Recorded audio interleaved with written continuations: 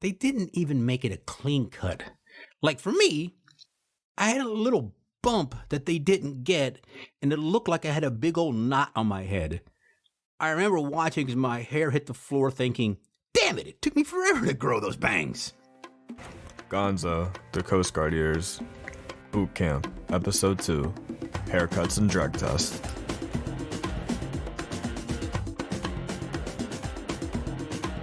At 5 a.m., the lights came on.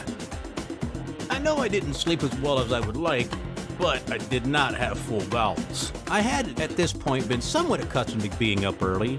I used to work for a masonry company previously, and I was up at 5 a.m. to be at work. Now, the skinny guy with the low bill had come in, of course busy yelling at us. I still didn't know who or what he was in the grand scheme of things, just that he was really annoying. I woke up having to go pee, not poop. Remember, I took care of that the first night, and I sure as hell wasn't going to take another poop with no doors on the stalls. Weirdly, the thing that was irking me most at this particular time wasn't that I was up early, but that my hair was messed up. You see, my hair somewhat resembles a fuzzy brush or something like that. And then after laying on it all night, it sort of gets all smushed up on one side. You know, real stupid like. I had really short hair, except my bangs. My bangs were stupid long. They were like down on my chin. I was 18 years old and recovering from what I like to refer to as the mullet phase. The mullet phase was probably the worst thing to happen in the 80s. But as it was, there wasn't anything I can do about it at this point. I don't even know if I brushed my teeth that morning before we had to line up outside on those damn yellow squares that we were at the night before.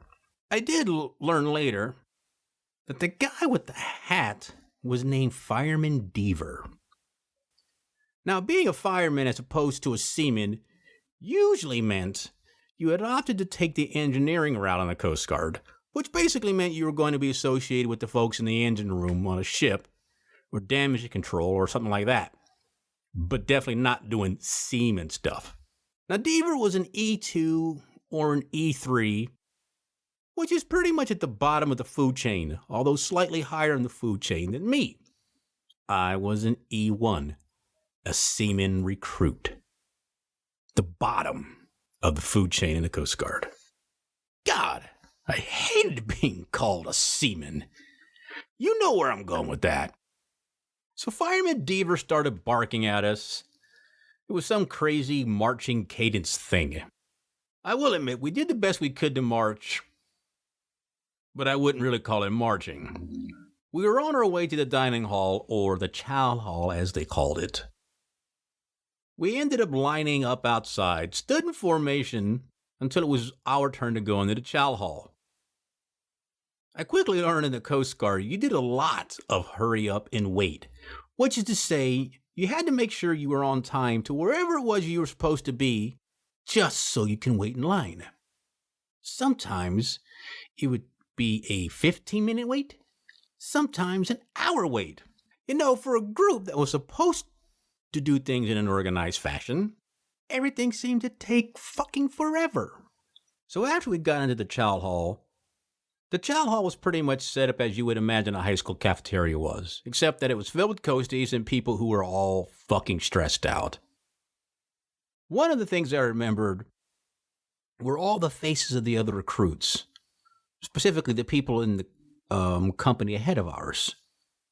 They all had different looks on their faces from different parts of the country, different backgrounds. But the one thing they all sort of shared was sort of like this look that they were like, why the fuck am I here? Or, holy shit, I made a huge mistake. Or, I'm waiting for the giant to come down from the Jack and the Beanstalk sort of thing. Everyone's all worried. You know, it's that kind of that face you think people have, like if you were in a horror movie and you know there's a bad guy down the hall in that closet. The closet that you were going to be opening in just a few minutes because you know something bad was going to happen. But also they had that look on their face like, oh man, you have no idea what's going to happen to you. And some were like, dude, get the fuck out while you can. Run! All in all, though, my experience at my first Coast Guard breakfast wasn't horrible. Although I'm pretty sure a few folks got yelled at just for breathing. But breakfast wasn't too bad. So as you finish your breakfast, you were expected to head back outside and form up all over again. And wait. The waiting time could take about 20 minutes or 30 minutes. It really depended on when the last person came out from my company, which I found out was Victor 126. So anybody listening to this who was in the 120 something for boot camp companies, hi, you're really fucking old.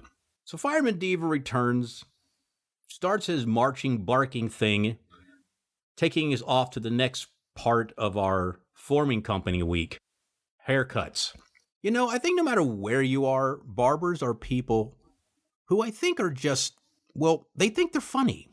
They're not. Most barbers are not funny, but they all think they are. So, as you can imagine, we get to where we're going to get our haircut, and of course, we stood in line. Now, as each one of the men took his seat, the barber would ask the same question. How would you like your haircut, son? Some dudes are trying to be all gung-ho and shit, and would yell something like, shave it all, man, take it all off. I mean, what is it with these guys? We were not in the Marines, nor the Army. We were in the Coast Guard, or at least working our way to be in the Coast Guard, that is. Some of the folks who were clearly not paying attention would say, just a little short on the sides and back. And of course, the barber, those evil, sick, twisted little assholes, would just shave it all down to a nice bit of peach fuzz on top of your head. They didn't even make it a clean cut. Like for me, I had a little bump that they didn't get, and it looked like I had a big old knot on my head. I remember watching as my hair hit the floor thinking, damn it took me forever to grow those bangs. I will tell you this, I was determined to grow them back at some point. So, I'm not sure about the order in which this happened, but it did happen the first week of boot camp. Again, the first week is forming company. I remember they woke us up bright and motherfucking early. And like most people, the first thing you want to do besides perhaps drinking a cup of coffee is to go to the bathroom. Well, they weren't going to let us do that. It was drug test time. Like most people, the minute you're told you can't do something, it's the exact moment where that you have to do it.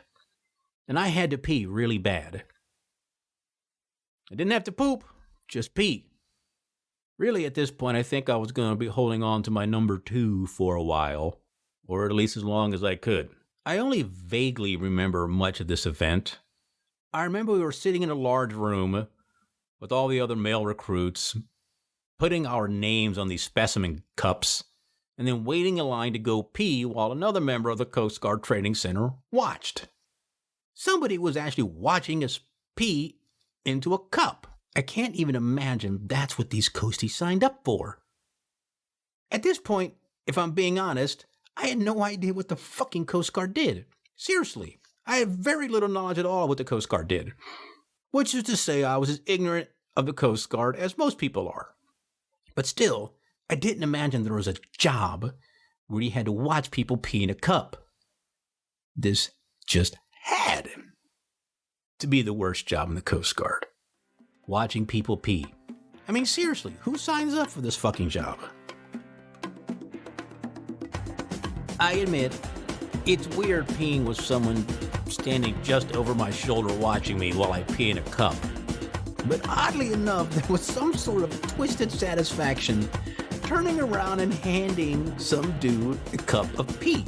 I mean, it's gross, but still sort of a funny thing, actually. You've been listening to Gonzo, the Coast Guard Ears, written and produced by Tim Gonzalez, and I'm Nicholas Gonzalez. Join us next week for another episode of Gonzo, the Coast Guard Ears.